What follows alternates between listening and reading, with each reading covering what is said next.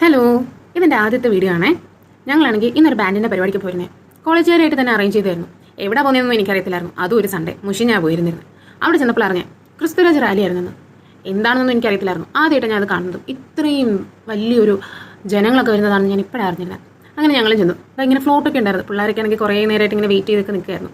അങ്ങനെ ഞങ്ങളും വെയിറ്റ് ചെയ്ത് നിന്നു. ഞങ്ങളുടെ ആ ഒരു സ്പേസിൽ കയറാൻ വേണ്ടിയിട്ട് കുറേ ആൾക്കാരും ചെണ്ടമേളവും അങ്ങനെ ഭയങ്കര വലിയൊരു റാലി 2 കിലോമീറ്ററോളം ഉണ്ടായിരുന്നു നടക്കാൻ.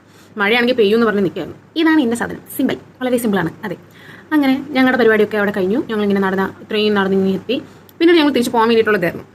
തിരിച്ചു പോകാൻ നേരത്താണെങ്കിലും അവിടെ അത്രയും ആൾക്കാർ വന്നുകൊണ്ടേ ഇരിക്കുകയായിരുന്നു. നല്ല മഴയുമായിരുന്നു. അത്രയും ഒരുപാട് ആൾക്കാരുണ്ടായിരുന്നു.